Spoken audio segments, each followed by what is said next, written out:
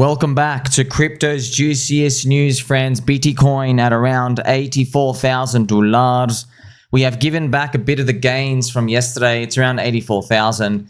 There was some like crypto digital asset summit or whatever it is from President Pump. And I don't know why people G themselves up. And he just said like his stock standard comments. And people were like, oh, he didn't say anything. I don't know what you were expecting, man. Like, he's the president. He said, oh, I approve of you and you're not going to get banned. Which is always quite funny to think about, friends. That's always, that's markets, right? In a nutshell. When things start to go good, right, we start linearly extrapolating into the future. And we're like, oh, it's going to get better. Oh, Donald Trump now get a Bitcoin tattoo. Now do a handstand. Now give capital punishment to everybody who doesn't buy my altcoin, right? You want it to keep going further, but then it stops and it like sways the other way. But if you don't lose sight of the big picture, that's pretty much what it comes down to. Ethereum, friends, it's a tulip. It's under $2,000. It's near 2,000, but you know, Ethereum, you're a piece of poop. So you get rounded down. It's on the 4th red monthly candle. I definitely did not expect that. I thought, just to be honest, I thought that was like only 10% chance of happening, max 10. But we actually got that. 4 red candles after a Trump victory. Look. 4 red candles immediately after a Trump victory. 4? That sucks. But it is what it is. We can't do anything about it. Ethereum, remember, friends, Ethereum from a year ago. That's why, there is no crying in the casino. If you blame any other person for any coin, any result, you're a soy boy cuck and you're crying in the casino, leave the casino. No one wants you here. Okay? No crying in the casino. You have to make your own decisions. We are all dealing in a world of uncertainty, just like how everybody else in previous crypto cycles did as well. They didn't have anything to guide them, just belief. Okay, now Ethereum is down from a year ago, 52%. So you'll see stuff like PulseChain's down like, man, like down 85%. And then you'll see other altcoins, they're down like 90, 95. I think pDAI right now is like 92%. On its recent dip, not from a year ago, just from the recent thing. And you'll see like Giga and all the Morad coins, Solana coins, they're down 90% as well. A lot of them are. And Rotario and stuff like that. So you see what I mean, friends? So we're all slingshot leverage. That's a risk you take, okay? Yeah, man. And these volatility, it's proof, man. The market just finds a way to shake you out. There are too many people who were going to make it. So I guess what the market's done is it didn't drop 50% down because people hold through 50%. It's done the full Monty. It's gone down 90% on all the altcoins. It goes, oh, that's your worst fee, 90%. Is it going to come back? I hope so. We've seen those things come back. I guess we'll see what happens here. It's Ethereum as well. So we're going to need Ethereum way above $4,000 to do anything from here. We'll see. Having a quick peek as well on PulseChain, you can see this, friends, man. It does hurt to see PulseChain PLS down 86%, man. This is a linear chart. My gosh, still in the triangle out here. Yeah, of course, this is funny as well. You got to admit this is funny. So this candle was everybody naturally selling this whole thing, and then there's a weekly candles, right? And then this little candle is what everyone's yelling about. And they're saying pDAI liquidity sending PulseChain to zero. The pDAI bonding. Which is, like, I've got to show you that again, okay? That is, I don't understand the irrationality here. You're saying this whole thing was natural, and you agree this whole thing was natural, and then this little thing here is the end. Now, pDAI sending the whole chain to zero. I'm hoping it's just crowd bottom signal stuff out here, and I might cover it as well, friends. Johnny Chaos. Johnny, where'd you go, brother? Johnny deleted his Twitter, just disappeared. I think he launched a coin, which I thought his account got hacked. I'll be honest, I'm like, his account got hacked. What was this? He launched a coin, but I think there's some science research purpose behind it. And I think the backlash, I didn't even see the backlash. I saw some posts. I thought, what's going on here? And then like, just before I know it, he like deleted his account. So I'm hoping that's some sort of intergalactic signal. And now, friends, let's just crack on with some news. Actually, before we even like look at some of the stuff out here, Others BTC, once again, still hanging out here, man. This better be the biggest coiling of all time, and then we just go up only. But just like, it's hard to imagine. You're like, what's the narrative that's going to take us up? Look, that's the thing, friends. When you're down, like in markets, it's always the same shit. There's no narrative, man. There's no narrative that takes you up. Nothing. It's always the worst. I don't see anything. There's no new tokens. There's no demand coming. It's literally the same thing every single time. The more you read into the story, the more you will get a summary explaining the price action. That's what you actually do. The more you look at the story. So the prices are down, like where we are right now, right? If you go ask everybody what's wrong, you go, alts are nuked. We're not getting altcoin season. There's no new applications. Ethereum's dog shit. Solana's still like extracting from everybody. There's no new innovation. No one wants tokens, etc. That's what you get. So the prices are down, you get that. So you're literally just describing people's feelings about what's going on. You find out, oh, the price is down. I bet if I go, so you don't even have to guess, right? So you just go, okay, the prices are down. Right, here's what I'll do is I'll just put it on the monthly candle. Here's others BTC. 4 red months in a row. Dude, you don't need to talk to people. Like you go, let me go, guess, talk to everyone. Okay, it's over. It's underwhelming. We're never going to go up. You've dropped your upside targets and so on, right? It is what it is. But also, I know it's hard to imagine, but when you have like 3 or 4 green candles, it's the opposite, which we haven't had for a long time. My gosh, this is the longest period ever. We have not had that. My gosh, just to show you, just like, man, since starting the first green candle, my gosh, wow, 1,500 days. Friends, it's literally, I just want to do that 4-year cycle, man. 1,500 days. It's 4.1 years. Man, we're overdue by like 3 or 4 months. Yeah, but then if you speak to everybody, people say, we're never going down. We're all in this together. Donald Trump is not going to let it go down. And there'll be whatever narrative it is, man. It'll be like, just like at the bottom, nothing can get you bullish is a narrative. Yeah. And at the top, nothing can get you bearish. It's always someone saying, we can't go down. They won't let it happen. They can't let it happen. And yeah, that's pretty much it. So you don't get any, there's no justification for any of these. It's literally all risk reward. Yeah. You're just rolling the dice.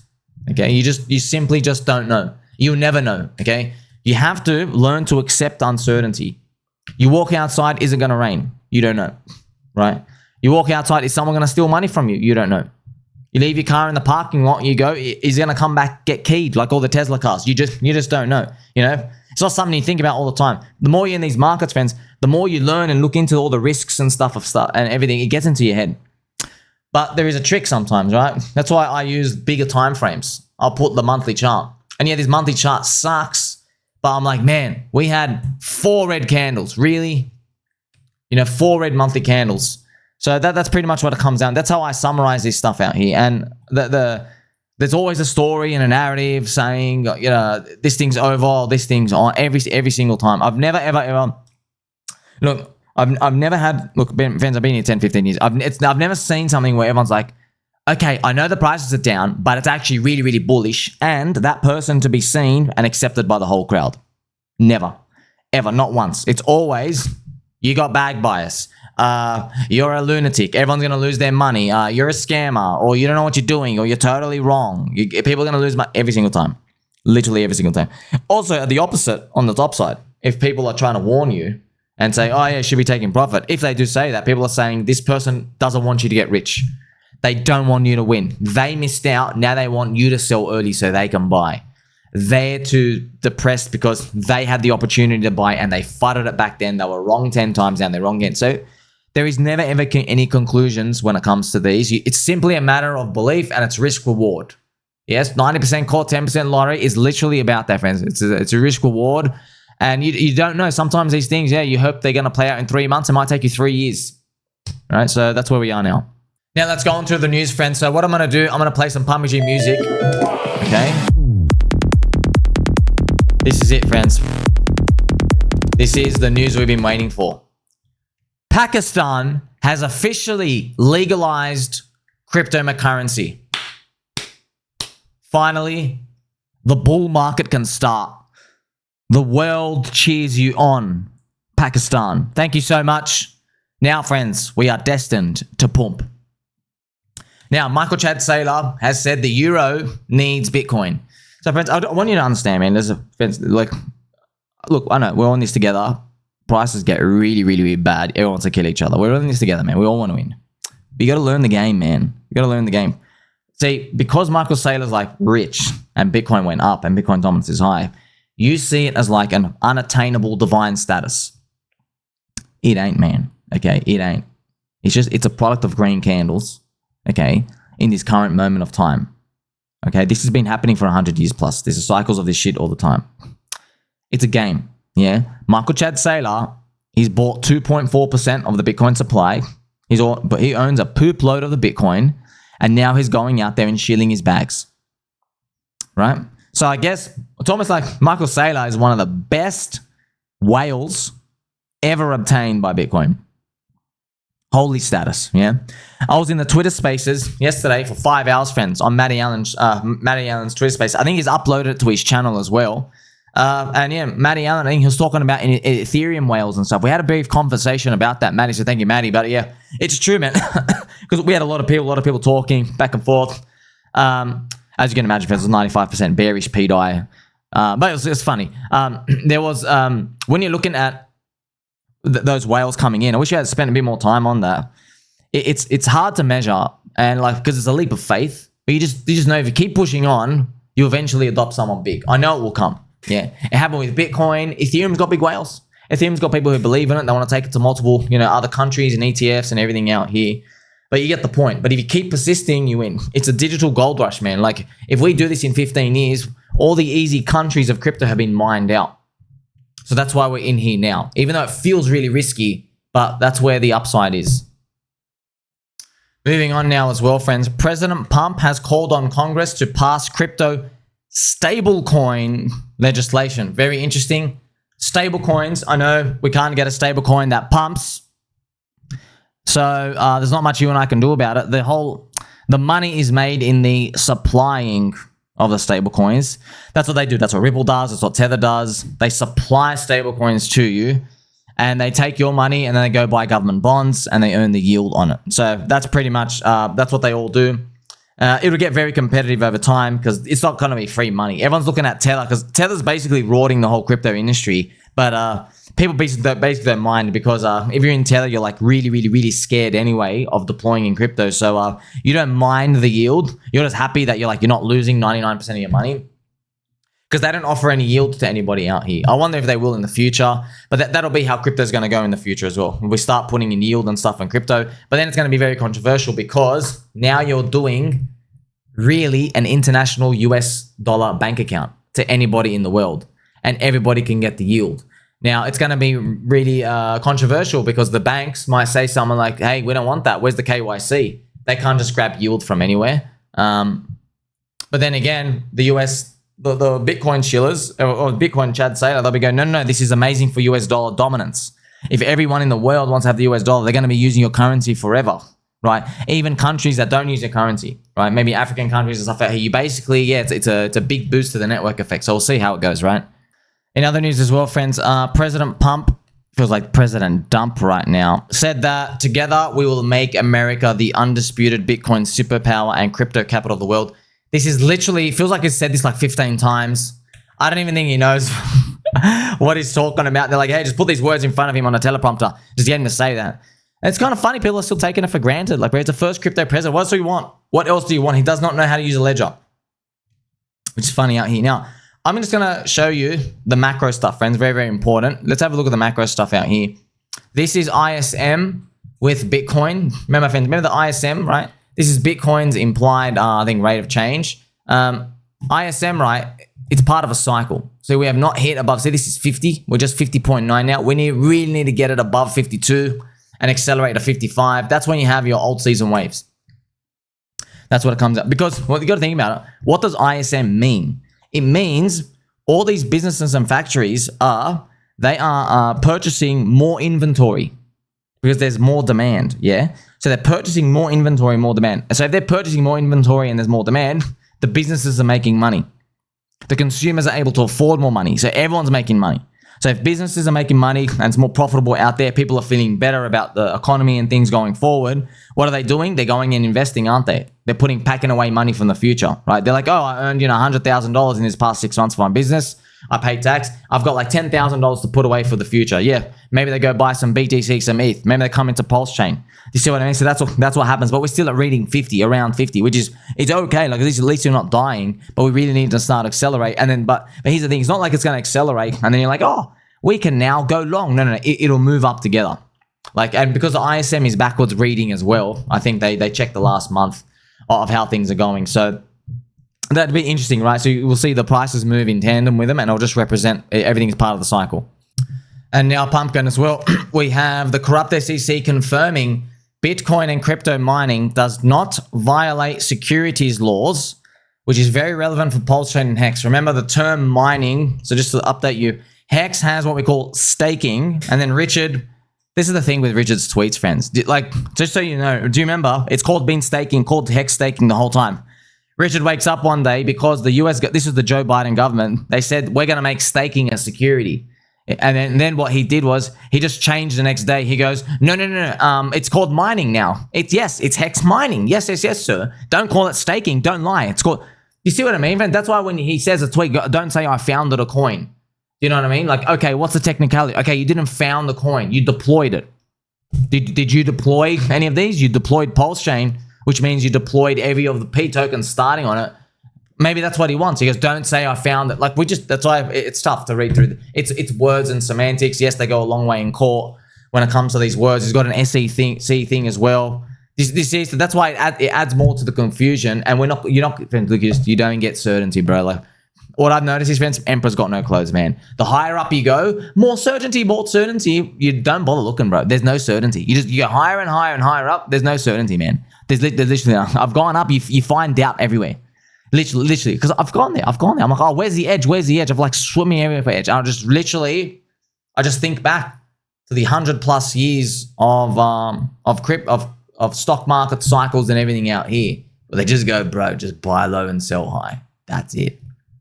That's literally it. Buy low, sell high. Don't try to figure out the concerns of the FUD up there. Try to do this. There's none of that. It's just literally buy low, sell high. But then again, you got to be careful because in crypto, we can mint shit coins and stuff every 5 seconds.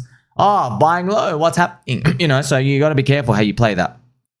As well, friends. So His Excellency Justin Sun has announced that Tron will get an ETF, which is, man, that's funny. Like, because, man, Tron getting an ETF, my gosh.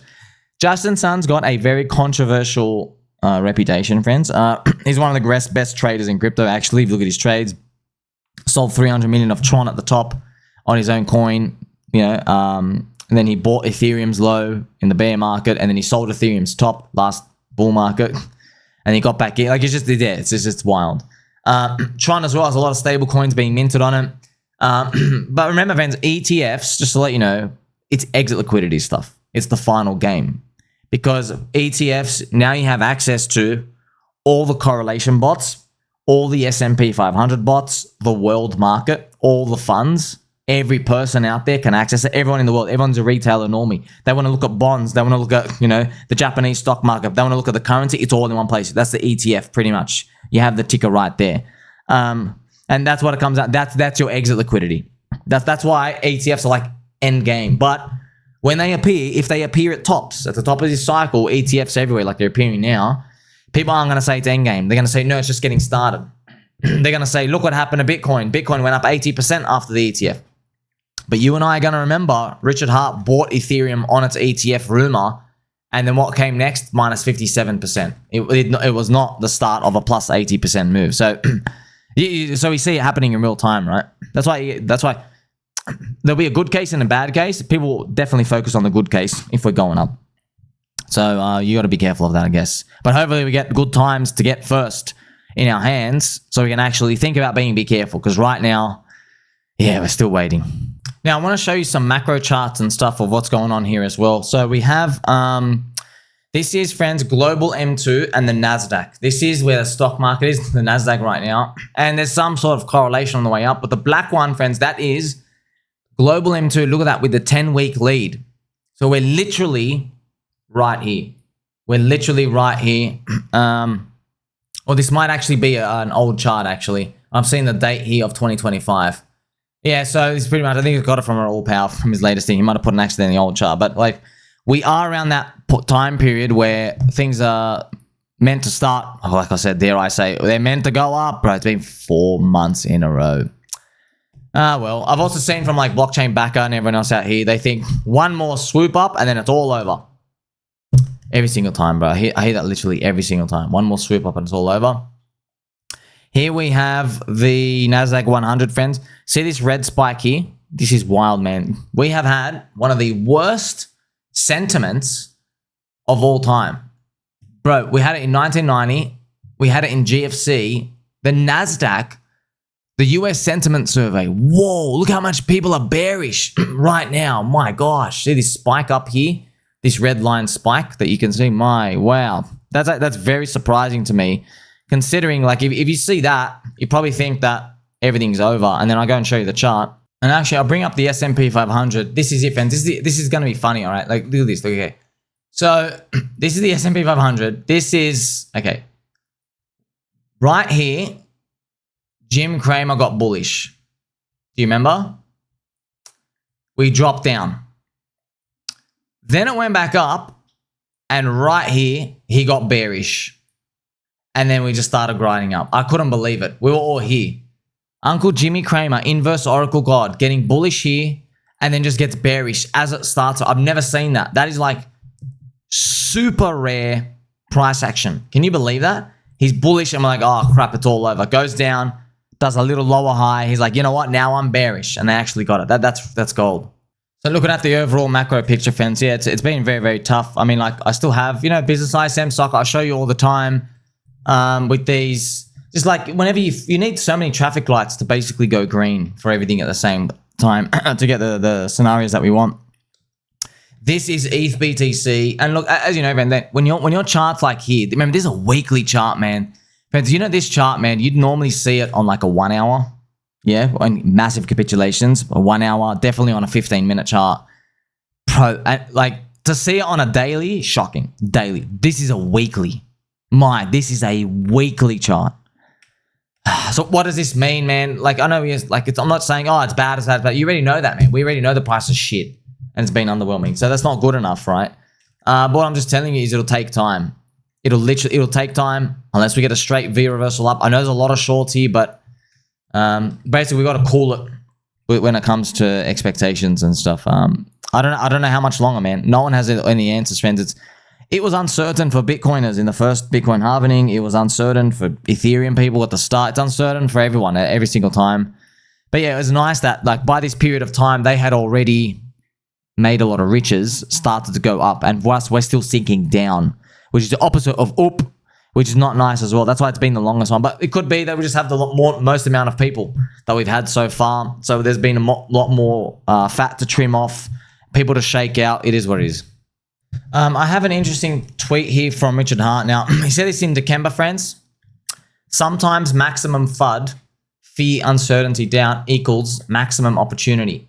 Bitcoin dropped 40% from 5K to 3K in 2 weeks for a China ban. I did an 8-hour-long live stream and that was it. It was the bottom. The price was 20K 3 months later. Don't you wish you bought BTC at 3K? So... But yeah, you know, we say that about everything. Everything's down. Everything's like it's been so long. That was, if you want to show you how, I'll be honest, how easy that was. It wasn't easy. I'm not saying like everyone like binked it, or people did get trapped in it, and they did get fudded out. They did. But if you want to look at that, I think here it is. You're trying to 5K, comes back down to 3K. There you go, and then pop. I think that's it, right? So it is what it is, right? Just like you say, pop straight away, weekly candles. You know, our Bitcoin price chart right now sitting around here in this range. It's still green on the weekly super trend. It's under that 21 EMA. So we know where the scope is, right? I've seen a lot of the fractals and stuff, as I mentioned before. You know, with BCB, whatever the new cope narrative is. This is where we are right now. Every KOL will be saying the same thing. They'll be saying, they'll go, look, okay, if we go down, it's going to be like this. And if they'll say, oh, if we can just get up here, then it will be good. Yeah, but what does that mean, bro? No. They're the same thing. If we get up there, it means it was good now. If we go down, it means it was bad now. And we're like, hey, I'm looking to you for confidence and assessments. There's nothing. There's nothing. You just get used to the uncertainty, friends. That's it. Battling uncertainty is literally everything in markets, in crypto, especially crypto, because you got the highest upside. You only get the highest upside because it swings from it's completely over to it's never coming down. That's the game. I'll give you some updates, some pDAI stuff, friends. It's been obviously 50-50 as well, but just to show you the madness of what's been going on here, this has been going nuts. So when you look at anything, friends, of course, I look at a monthly chart. And look, man, everything can go down. Everything can go down. That doesn't really matter. It's just like, remember, all right, if I show you the actual big one, this is the pDAI pulse ratio, all right? So extreme FUD here, I wasn't even around. They said, well, this thing's dead, all right? There was even the Somi FUD here. There was FUD here. I mean, there was FUD there.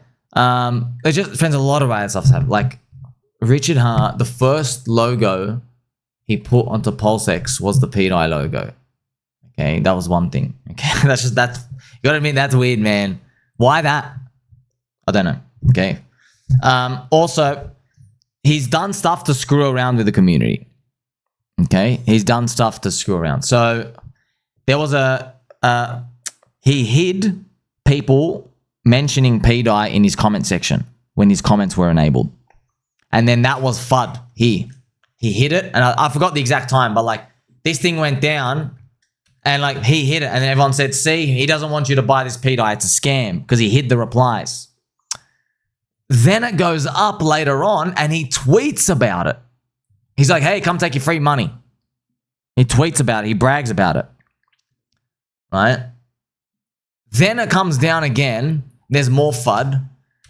There's a FUD, friends, remember, with the origin address SAC funds, I think he sold, 5555 pDAI. Remember, friends, there's a lot of information to sift through. So then everyone was like, oh my gosh, FUD, he doesn't want you to buy. He's selling it. So that was another thing. And then it went up again. That's wild, bro. You got to admit, friend, that's wild. Isn't it wild? He hides the comments. He sells pDAI. Goes up both times. Now, he said, don't say I founded a coin. And there's an infinite minting FUD thing here. And it's always like your worst nightmare, by the way. It's always the worst nightmare. So that's where we are right now. This is the pDAI pulse ratio. The weekly. So if this thing, look, obviously, I don't know. I want to show you a peek into the madness because we've covered a lot. I'm very over it now. It's just like it's draining my energy just to keep going on at home because there's no conclusion, man. It's like we even spoke in the Twitter spaces. I asked everybody's probabilities.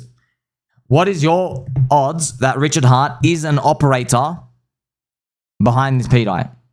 Not the main, or just he has some hand somewhere, some involvement, something. What is your odds? Everyone, because it was like 10 of us who answered. I said I was the first one who started. I go, you know what? I'm just going to go off Grok's 60%. I'll just say 50-50. 50-50 for me. Okay?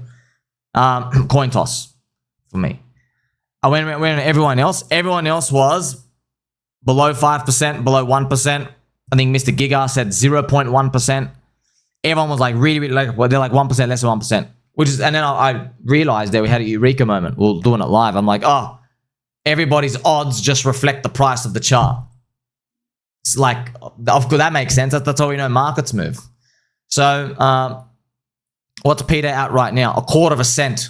A quarter of a cent. Everyone's like, yeah, it's like, you know, think about it. From like away from $1, everyone's odds were that it's like, it's interesting, right? They said between 1 and 5%, right? 1 and 2%, which actually was funny. I was like, well, that means it's like 3 to 4x undervalued right now. Like if you're giving it 1% chance, that means you think there's a 1% chance of $1 payout, which it should be trading at 1 cent to you. So you should be buying it actually. Like technically, that's what it is. That's how you compute it, right? But obviously they're not. That's what happens. That's these things. This tail end stuff. That's what happens, right? So when things get really, really, really low, friends, that's actually. I'm not saying to touch pDAI. Okay, I'm not saying it. I'm just telling you when things go extreme FUD, people have so much fear. It's irrational. They can't compute the odds. They just get rid of it, and they just like overly sell stuff. That's pretty much what happens. So like you may look at everyone. You're like, wait a minute. Rationally, I looked at everybody's average odds, and the average odds might be it might actually be 2%. 2%, so it should be at 2 cents. But it's like 8x away from that. Why? But there you go now. Because the fear has just consumed everyone so much That's why markets are chaotic. That's why if we get a green monthly candle later on and pDAI is up to like 1 cent, if that happens, like I'm always thinking, okay, if we go back to 1 cent, I bet people are going to be then saying stuff like, you know what, it's a 10% chance Rich is involved now. And I'm like, oh, well, like your odds have gone up again. So that's how it works, right? But I'll peek into some of the insanity. So we have Martin here. Martin is from the PulseChain community. He's known as like a Hex Maxi on-chain guy. Does a lot of deep analysis, tracks like every wallet and stuff. He's one of the wallet watchers and stuff out here. So he says, hey, Richard and Brett, over the past week, we lost $4 million or about 5% of total bridged value due to a pDAI exploit that keeps going. I would appreciate it if you can address this so people can stop providing liquidity to pDAI. So obviously, like, he hates pDAI, he wants it to go down. So you have all these things out here coming, and then like, so everyone's like, man, can you get some clarity? Can we get some clarity on that? And then we don't get clarity. Brett replies he doesn't say it to him. He doesn't say it directly to him, but he says, for the unintelligent, I don't usually directly mention other tokens. It's not my job to do research into tokens for you.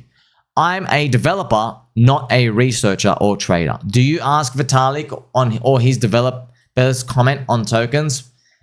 Once again, there's no certainties. Like, what does that mean, bro? Does that mean you don't want to say this thing shit?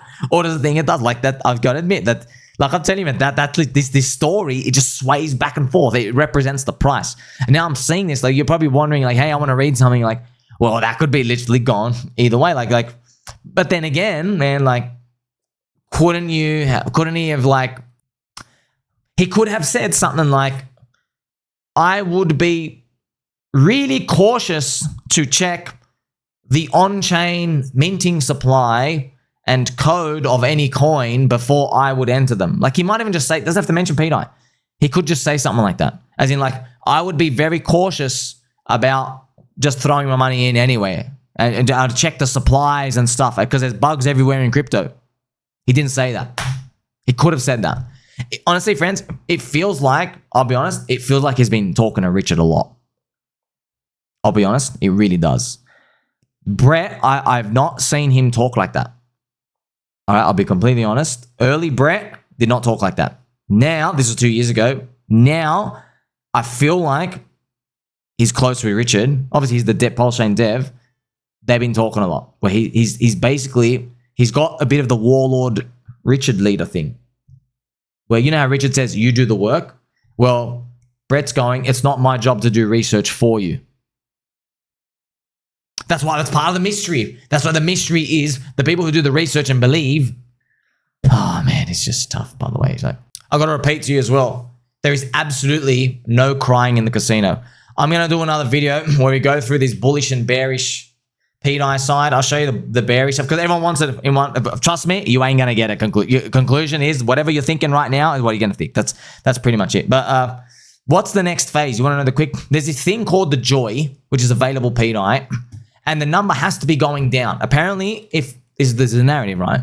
Well, the narrative you hear it from. They say if the Joy number is going down, then that means the system is working as intended and that it's going to proceed to the next phase. And like, friends, like, here's the thing. So the total system deficit is 447 million pDAI. Even Trayvon has come out about Brett Tepp's comments. This is Trayvon's conclusion. I'm telling you, it's wild. I mean, Trayvon is very unbiased as well. Trayvon, I consider him unbiased. Like, he'll call a spade, but he just comes out and says, since he isn't addressing it, I'd say RH is the exploiter. That's like the word that they've used for the person selling liquidity down here. That's just to let you know that it's full on belief, man. The narrative is the thing doing the selling and bridging out is doing it maybe to disperse funds, and then it comes back, something comes back and buys later. Look, they're not going to tell you, man. They're not going to tell you. And by the way, now that I think about it, if that was true, they wouldn't come out and tell you it ain't an exploit. Wink, wink. They're not going to tell you that. Why go through all this trouble to do that? Like, we haven't bought yet, if you're going to do that. So, it's tough. Here is Mr. Coexistence Stevens' post, right? The number of this number, the Joy number, is the only thing that I'm focused on at the moment. Joy getting to 0 is bullish. It keeps dropping. So remember in my post, it was 900 million. Now it's down to 874 million. Oh man, don't worry, man. I know you guys all understand and all this other stuff. It just, man, it was such a brain freeze for these. DeFi, Zion.